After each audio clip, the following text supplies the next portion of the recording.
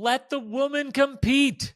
Plus, Derek's birthday, rookies gaining confidence, vets looking washed up, Cara the comedian, Olivia is seated on the throne as the clear alpha of the house and her relationship, if you ask Turbo, and Johnny, I am the challenge Bananas navigates the game and the cameras like only Johnny Bananas can. It's the Challenge 41 Vets and New Threats episode 3 recap coming up right now.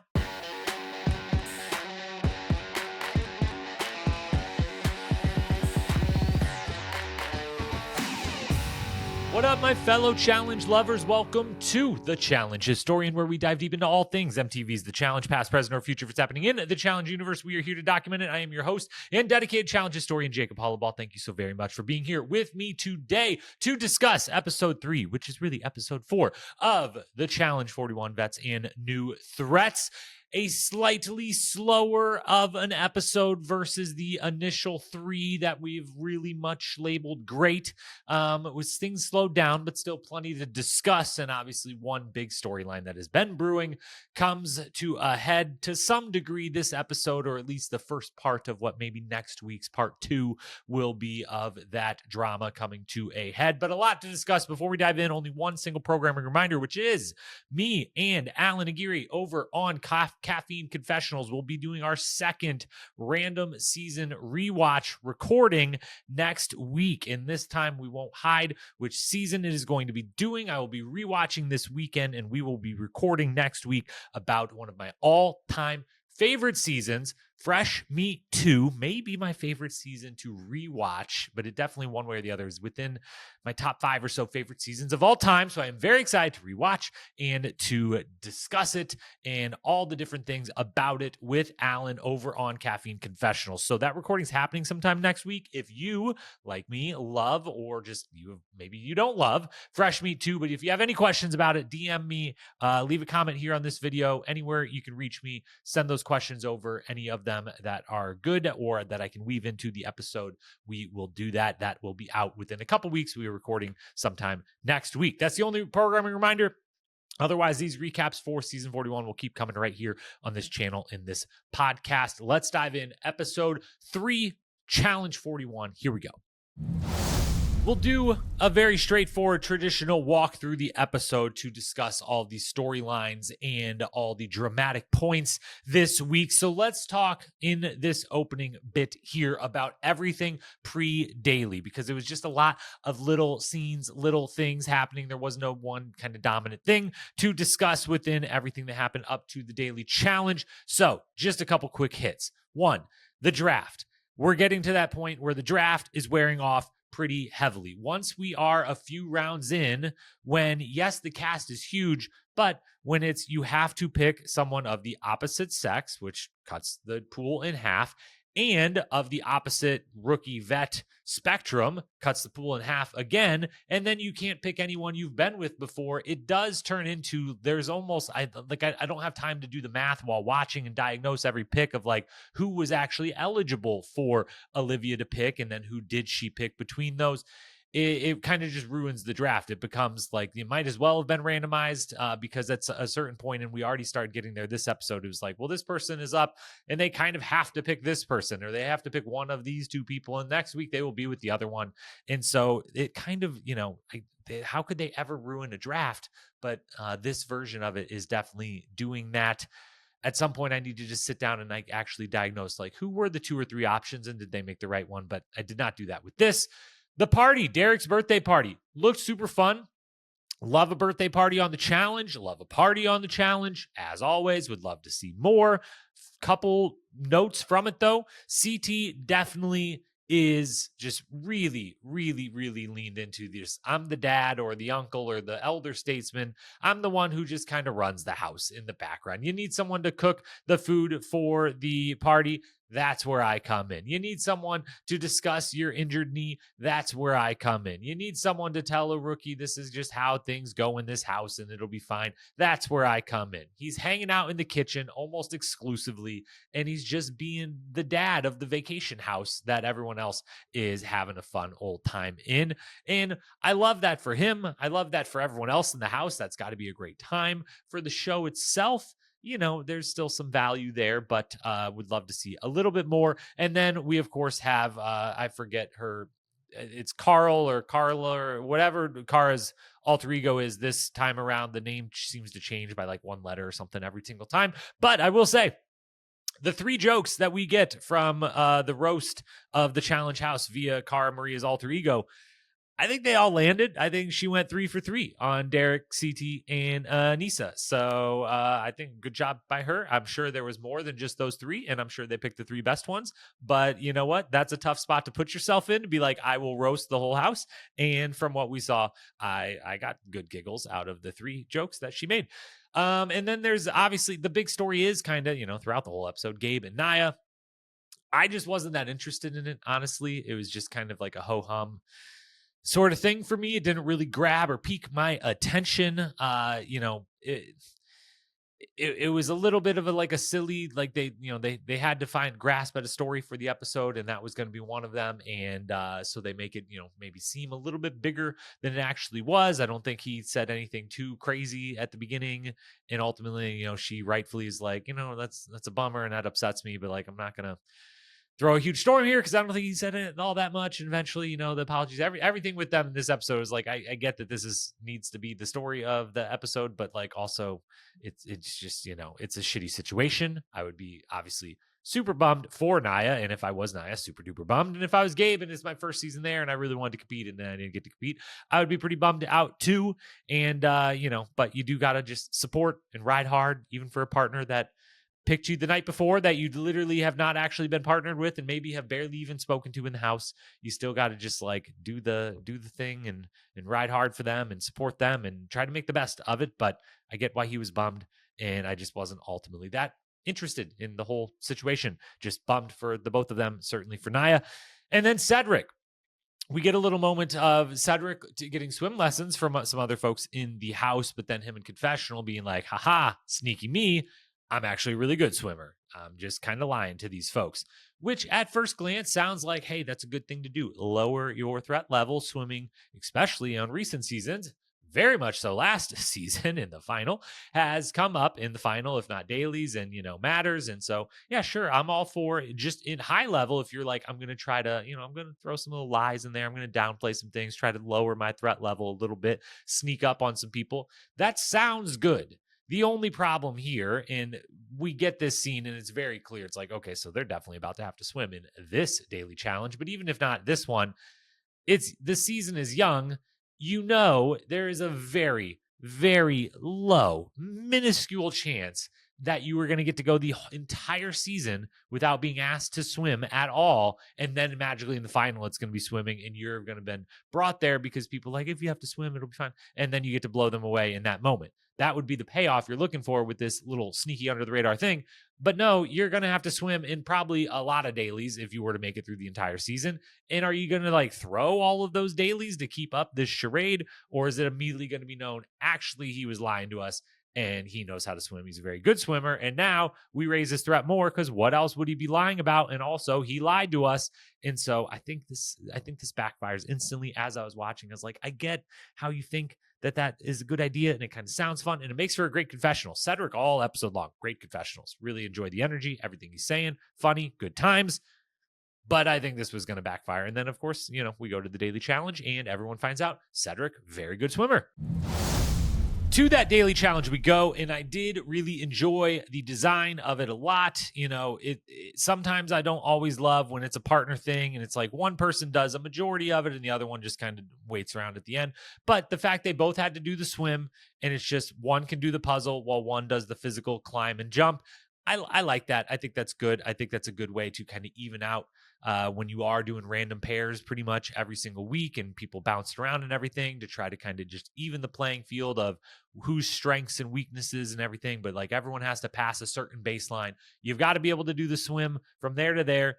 If one of you is a little better on the puzzle side, one of you is a little more on the athletic side, great. You can each pick your strength and go for it. So I like the design. I like that they have to jump down the middle of it. I think it is a fun little thrill, little scare, but ultimately nothing too crazy, nothing too unsafe or anything like that. So overall, really, really good. And the obvious storyline coming out of the daily challenge. within watching the episode, and then certainly online after it, we will get to that in just a moment, is the vets, mainly the men, pretty much exclusively the vet men, looking not great. Not great. Bananas aside, Bananas definitely showed out, did really, really well. Some of the others did not. We had Derek, who did ultimately, they played it up because it was in, going into commercial break, and it was in the trailer from last week and everything. I think it was in the actual trailer for the season. He's the first one to jump in and then is yelling out help, but after a minute or two figures it out and, calms down and swims under, and he's fine. They finish. But then you have Leroy bailing halfway up the wall. You have Theo bailing from the top of the wall. You do have a few other people. I think Ben fell, a rookie though. We had the couple people DQ from inside. I believe it was D and Aviv are the two that, DQ from inside that, are get a little too scared or don't want to swim underneath the thing, what have you. But mainly, we had those three vets that didn't look great, and two of which, just jump off the wall. And it's not a great look, but at the same time, I'm confident that Leroy and Theo specifically, the two people that, fell off the wall and DQ their teams, this is no problem for them. If it was a guy's day, or they felt like because of where their partners or where their social game lied, these two went into this being like, we're safe. And yes, you should. I would hope the whole point system being involved would, the whole point of that is incentivize everyone to do as best as they can every single time.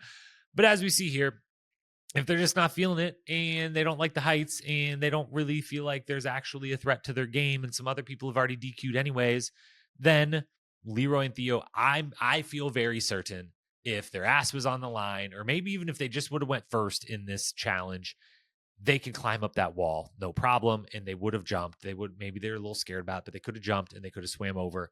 And neither of them probably would have won. Leroy isn't the fastest swimmer by any means. I don't know Theo's swim time and how their partners would have done on the puzzle, whatever, but they could have completed it. It would have been fine. But the back and forth that this inspired online was fantastic, which is a vote for maybe it is good to wait until Friday morning to record these sometimes, because you do get to then comment on some of the commentary that is out there. And we had Theo and Wes going back and forth. I believe there is now a proposition 3-1 odds in favor of Theo that Wes has put up of like, design this challenge, do it in the desert, I'll come beat you right here and now today for $100,000 or $300,000 if Wes were to lose. Would love that. I'll come film it if that's really going to happen. Wes has a large production team at his disposal when needed, but if you need an extra person, I'm happy to be there. And then we had Paulie and Derek going back at it. Paulie always happy to take a shot at the older men, especially, but older generations of the challenge, and those that specifically do the flagship versus just sticking to all-stars. It's a big thing with him. I love Paulie stirring it up. I love the little back and forth between him and Derek. All of it is great. The only thing I will say, Paulie, as a guy in my mid-30s with a quickly receding hairline, I will say, could you leave Derek's hair out of it? Could you leave the comments about Derek's hair out of it? We can leave that to the side. That doesn't need to be there. All the comments about the game and the performance and everything else. Having a great time reading. I hope you're having a great time talking shit back and forth. Fantastic. And then finally about the daily challenge, though, I didn't love at the end, like, these points matter so much and everything, but like, you don't have to read us 8-1. I know it takes a lot of time for TJ, but like, can you just flash on the screen 8-1? They say these people win and anyone that finished got points. Like, which points? How many points did they split? I thought this was a timed event, right? And so, now I have to go and try to pause it when they show the leaderboard later in the house and figure out where everything is, or just rely on challenge stats to do all of that and tweet it out afterwards. But can we just see the results just for a second on the screen? Just flash them up there so I can pause and read and continue with my day. Then we go back to the house, and we're going to split this into two. We're going to talk about everything that isn't Bananas in Olivia, and then we will talk about everything that is Bananas in Olivia, because Bananas in Olivia is the main point of the rest of the episode, even with neither of them being in an elimination or going home or anything else. That's just how they are doing this. So everything not Bananas in Olivia, from the bar and the house and the nominations and the elimination. A few just random quick things here. Turbo and Theo at the bar. Very fun moment. Think what you want of Turbo, and if you want to, I saw some people being like, the comments or whatever, like, yeah, it's Turbo. We get it. We understand. I found it very fun and endearing moment between the two of them, and it was good to at least have a I guess it was tangentially related to the game and Theo's performance and Olivia's performance and everything, but just a fun moment at the bar of like two people like ribbing each other, guys busting each other's balls and that sort of thing. And it, showing that they have personality and are fun and whatever. I think that's good. I don't think every single conversation at the bar has to just be, we're only showing you the people talking about who they're going to vote for, who they want to vote in, alliance, all that. So I like that moment. And I also believe Theo when he's has said a few times in the past, and he said again after this episode, I think during some of the back and forth with, or not specifically to Wes, but in answering some other tweets that were out there, that like he does do, he talks a lot on Twitter, will respond to pretty much anything on Twitter. And someone asked like, where is this in the house? And I believe him when he says for like the second or third season that he's been on in a row, World Championships 40, and now this one, of like, I am like, he's the same person at both places, and he's just like doesn't make the edit, is like kind of his thing, is like they don't seem to want to show me doing any of the things I do in the house. And I do believe that he, just kind of gets the short end of the stick on the edit front. I'm guessing he isn't completely just laying back being super boring. Maybe this season a little bit more because he's in such a good position and he's got the girl in the house and everything else. But I believe him when he says that, this is an editing choice thing, not a like, I am a very different person in the house versus online versus out in my real life, et cetera, et cetera. Justin definitely, gets the win in the daily challenge, performs super duper well again. And we get him, the confidence rising, which maybe is getting a little too far, a little out over his skis, but I certainly love it from an entertainment perspective. That is for sure. And why not, man? Got an elimination, got daily, got the top on the leaderboard. He's puffing his chest a little, and I love every single thing about it. The only part that I don't totally love is not on him, or really honestly on the people around him. It is, again, remembering that this is a show and it is a heavily produced and edited show, and the production is trying to create, this is not even really a dig at them. It's just kind of an analysis of what the situation is, and some episodes being better than others and stories being better than others, is like they need these stories for each episode and for the season. And so, the questions they ask within confessionals and things can be very leading to help build and create a narrative to match what is actually happening out there, or to, build, exaggerate out a little bit, or just, make whatever is happening fit into something that they can really package and sell in a good, clean way. And so the whole underestimated underdog thing with Justin, I think he definitely was voted in. Initially, he was picked as, the rookie guy that like you get to be the sacrificial rookie out of the, many choices. So to start the season, certainly, we don't need to see everyone say like that guy's not good or something to be like, yeah, he was, whoever is in that spot deserves to feel that they are being underestimated or considered an underdog. But since that moment, I'm going to say that he's clearly one of the biggest threats there, like very clearly at this point. And I'm guessing no one is thinking or saying otherwise. I'm guessing most people pretty quickly, all the smart ones, vets or rookies alike, are having the same analysis I have had the first couple of weeks of like, I don't know. I think a competitive cheerleader actually makes for like one of the best suited athletes to all of the things that we are asked to do here on the challenge, and that he may be really, really good at most of the things we are asked to do. Like a lot of folks in this game, yes, if you run into the hall brawl versus one of the random 6'4", 240-pound people that occasionally are in a cast, sure. But the odds of that happening are incredibly low. And so he's near the top threat level, and I'm guessing that's what everyone is saying. But then the production is asking them and framing everything through, he's being underestimated. He's being underestimated. He's being underestimated, to get them to say that back. And so I'm hoping we can just transition to, he's one of the biggest threats there, because he clearly so far is, and I would say is just on paper, was before even starting to, have all these wins. And if anything, now it's just kind of the ego push, which then I almost feel bad for him if like it's also being produced in a way to like make him and his confessionals be like, so everyone is, underestimates you. Everyone, you're the underdog. And it's like, that is only going to push the potential out over his skis ego getting ahead of himself like more, because he would have more fuel to want to do that. And, maybe that would be unfair. So I don't know, but he's definitely one of the early stars of the season.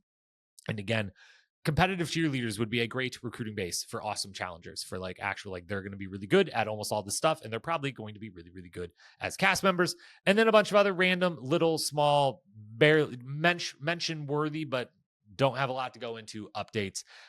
Sydney continues to deliver in a huge way. I saw Wes give her the stamp of approval of like she reminds him of himself a little bit. The swimmer, the definitely thinks they're clearly the smartest person in the house and one of the best athletes in the house, and is not afraid to just say that over and over and over in confessional, which like that lines up with some early Wes for sure. Michaela, I'm looking forward to the next week on. Michaela seemed to be a focus of it, and we started getting some of that this episode. She brings me so much enjoyment on this show. I have a lot of faith in her just on paper abilities as a challenger, and I do think she thinks the game in a pretty smart way, but I'm worried we're seeing yet again here, and we'll talk at the end, power ranking, she has fallen out of it simply because I think she almost overthinks it a little, or is so confident in her ability to think through the game and in her potentially correct read that a lot of the other folks aren't that good at thinking through the game, that it ends up isolating her and kind of doing the wrong thing. And because I feel like these two alliances are brewing, and she is kind of similar to she was more or less in one, but eventually alienated herself a little bit on USA 2. But I feel like she's like one of the few people that's actually not a part of either large alliance that is kind of slowly but surely forming on either side here. And that might be a good place to be, but it kind of seems like those two alliances are getting big enough that it might, quickly flip to, you don't want to be one of the 3 or 4 people on the outside. That is the easy, like, we're taking it easy on each other, so go for them. But every time she speaks, every time she does anything on this show, I'm always entertained and enjoying. And I just am so glad she's there. Sydney and Dee. Sydney coming back again, but her and Dee, Aviv and Nani get points for this too. But, they're the vets, they, and I think even in the vets of those 4 in the room together, Sydney, Dee, Nani, and Aviv, Sydney and Dee are driving the smart strategic choice of, hey, we know who our squad is, and Bananas is kind of the focal point of it, whether he's the leader of it or not. He can call himself that. Everyone else can call himself that. That's fine, which is smart part of the strategy, 1.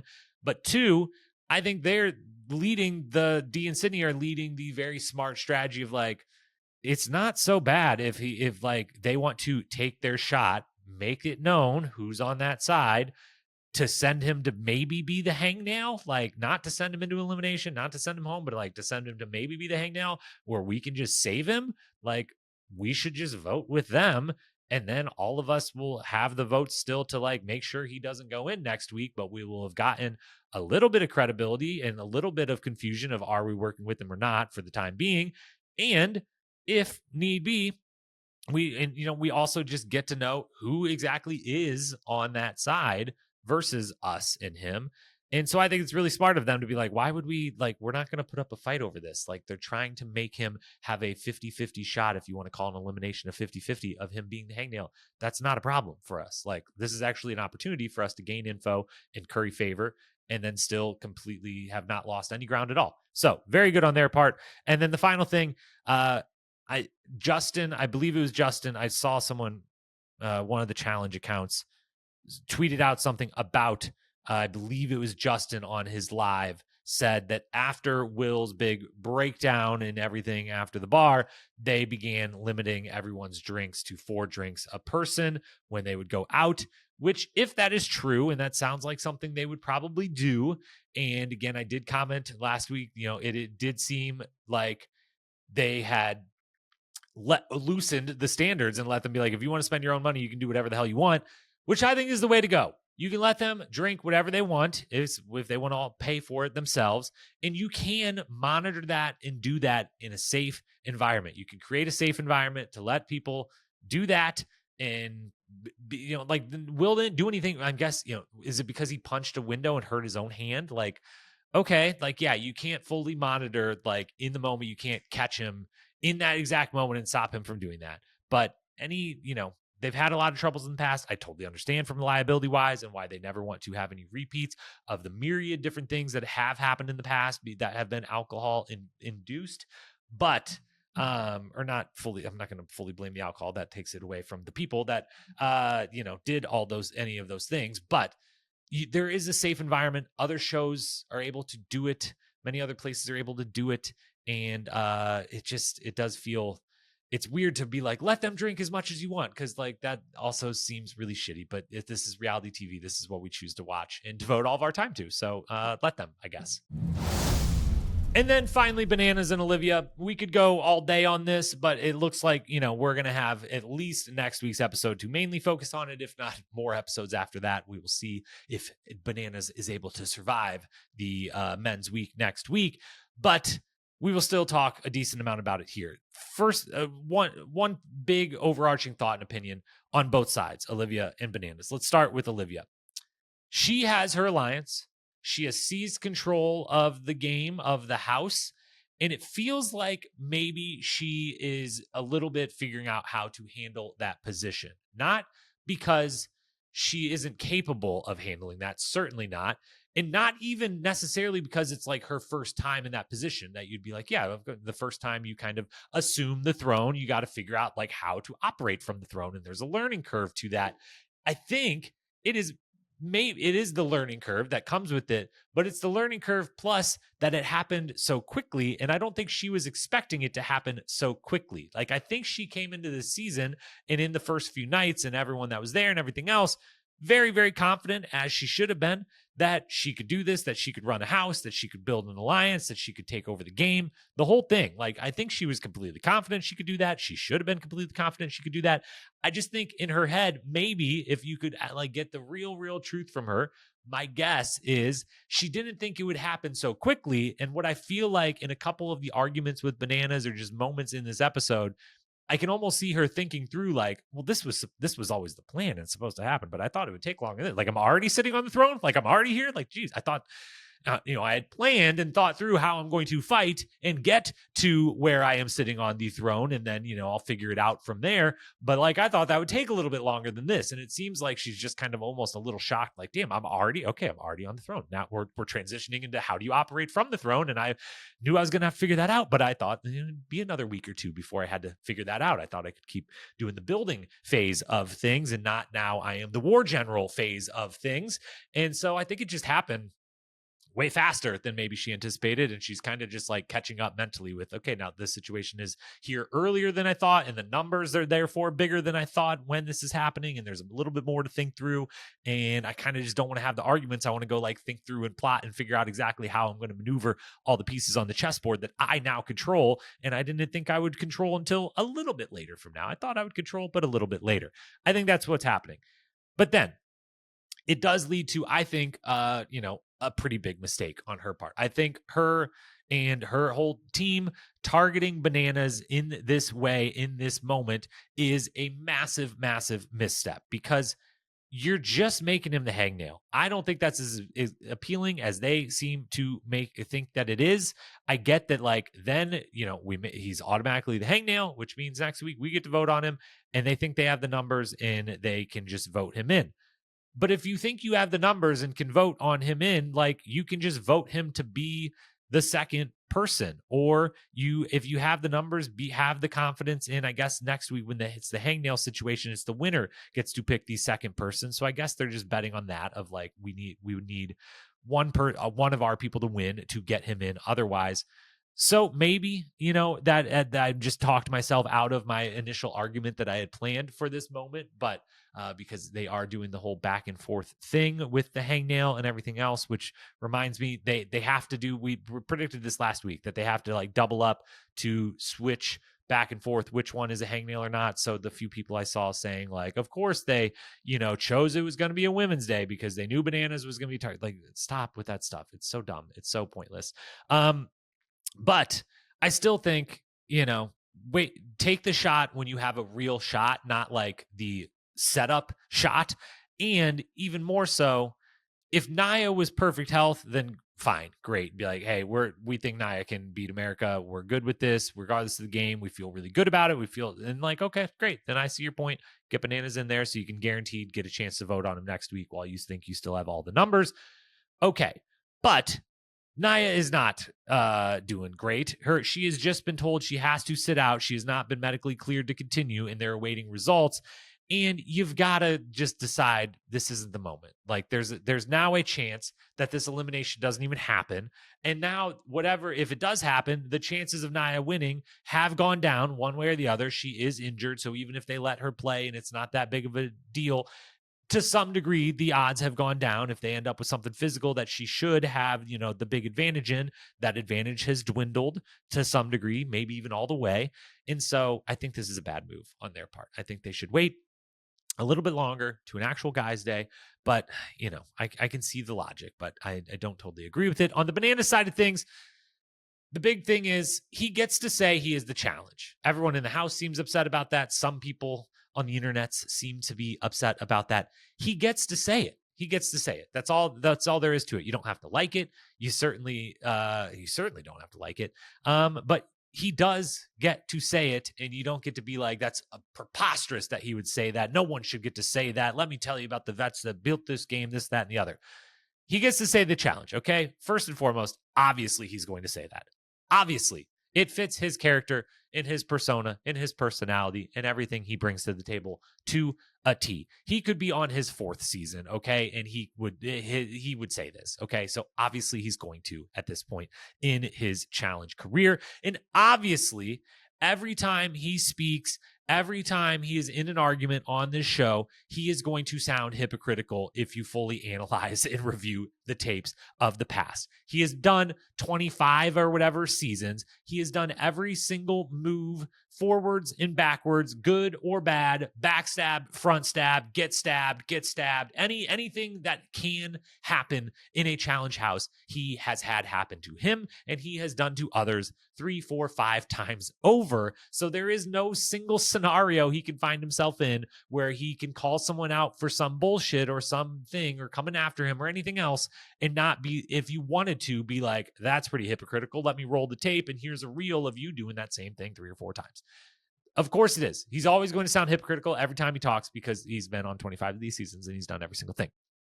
So with those 2 obvious things out of the way, unlike any of the other super duper how are you still here vets, which I guess I would put Cara to the side if you're including her in that group, but she at least did eventually take that little, break and everything and has just more recently come back. But it set her to the kind of halfway side of this conversation if you include her in that big group. But unlike the other super duper vets, he treats this like a job, not like they all treat it like a job. That's why they're still the super duper vets that they are. They're like, this is my paycheck. Like, what do you mean? I'm going to go do a season of the show and I'm going to make money.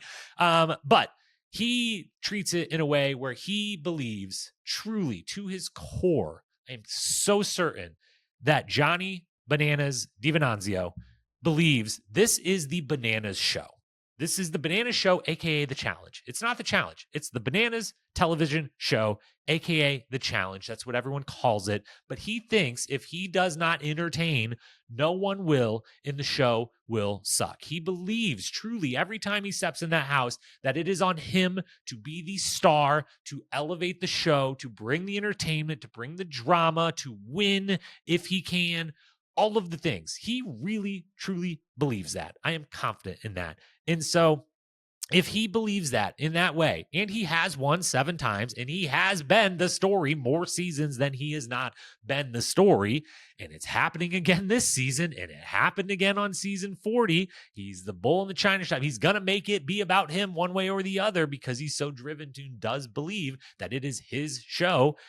Then yeah, he's going to say, I am the challenge. No one person is the challenge, of course. But on the challenge, you would expect the type of personalities that come through this show that someone would say some shit like, I am the challenge. And he is the only one who could actually have a claim to saying that ridiculous thing with some, not even some, but almost a lot of credibility. Now for our awards. Best quote, a few to shout out this week. Michaela, he's going to be climbing and jumping because I don't feel like peeing on myself today. I enjoyed that. I like TJ to Leo, who, Michaela stood up for no reason to call out Olivia during the nominations, which was fun. And then Leo stood up and, I agree with the sentiment. Hey, like rookies, do we all want to just always vote on rookies? Like, it seems a little silly.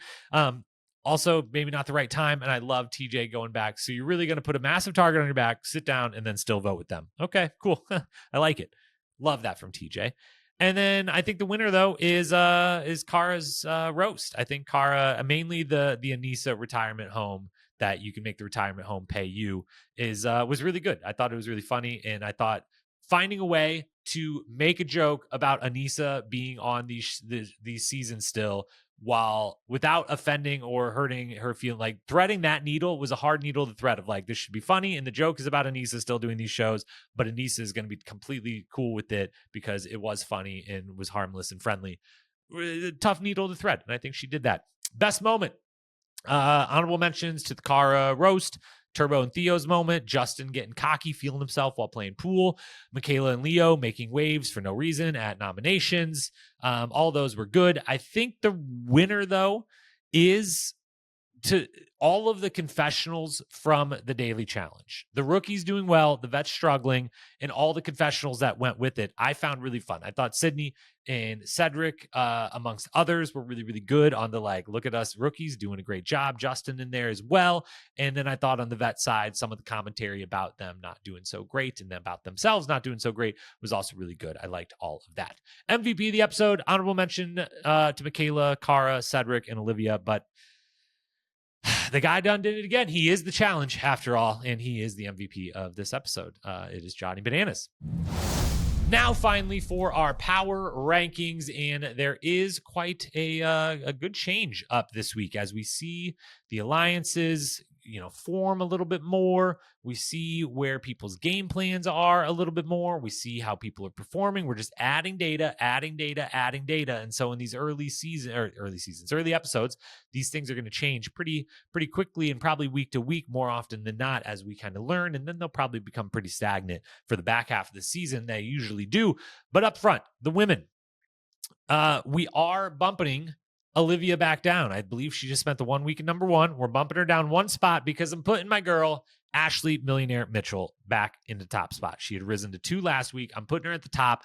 I think it's interesting that she is on the banana side of things. I think she is going to be the first one in that group to be open to defecting, but can, really truly play like, I'm with you. It's good. We're all this is who else am I going to be with in the house? Like, I think she can ride this out in a pretty good spot. I think she's starting, doing solid so far in the dailies. And I just kind of like the fact that she is under the radar while on one of the alliances. And so I'm putting her at number one. She's got the credibility. I think she could still win a final if she got to one. Olivia stays number two. She is running the house, but it's really just because that I thought this wasn't quite the right moment to fully announce we're going after you, Bananas. And I think the numbers are a little even. So I can't quite have her at one just because there's the target level is so big, but she's got to be right up near the top. She's two. I'm putting Lekka third. I know she's partnered with Bananas. On the week, everyone is going to be targeting them. I get it, but worst case, she ends up being the hangnail. Worst case, she ends up a week later in an elimination that she seems like she's going to be a beast at eliminations and everything else involved in this game. So she's number three for me. And then Sydney comes from unranked to be in number four. Again, I thought I could have put her here. I could have put D here.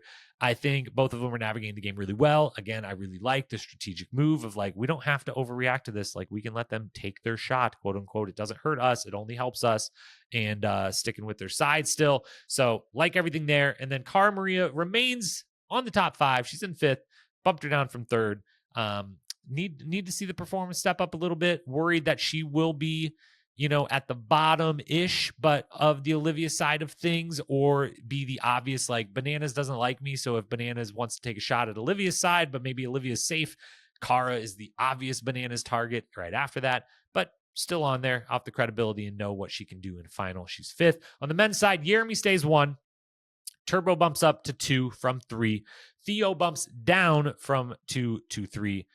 I think Theo's going to walk to a final in this season, possibly, but I'm not sure if he won't be doing a lot of walking in that final, where he, and I got to have Turbo above him at this point. Banana's still in fourth. I can't take him out of the top five, no matter if he's the biggest target in the house. Like, what's new? It's not like that's something that's different from a couple weeks ago. But, he can't really be higher than fourth because he is the number one choice half the house would have to go into elimination next week. And then I'm putting Jake in the top five. I debated between Jake or Will, but one of those two, they've both been performing pretty well. They're both kind of like in the background a little bit on the rookie side, but I think, I needed to put another rookie on this. I needed to bump someone in. I had to bump Derek K out. And so I went with Jake. So yeah, Jeremy Turbo, Theo Bananas, Jake on the men's side, Ashley, Olivia, Leka, Sydney, Cara, Maria on the women's side. A few more rookies in total showing up here on the power rankings. And I think that'll continue to be the case this season. I think the rookies are going to, as much as it was a bad timing by Leo to like, well, you don't need to be saying this right now. It's kind of a rookie mistake, but I do think the sentiment's there. I think most of the rookies will get on board with that sentiment and we'll look around the two big alliances that have formed and been like, there's more of us than the vets in both of these alliances. So what if both of these alliances were like, hey, we get to make the choices now and we're still working together, but we're going for the vets in the other alliance, not the rookies. I think they could do that. I hope they do. That'll be certainly much more fun. So with that, we'll be back next week. Next week, I believe there's a chance next week's our first back to regular, quote unquote, Wednesday night recording. We will see probably Thursday at the latest. This should be one of the very rare times that this is a Friday recording. But remember, if you got any Fresh Meat 2 questions, Alan and I will be discussing that sometime next week to post sometime the following week. So send those my way. Love you. Appreciate you for being here. Talk to you soon. Peace.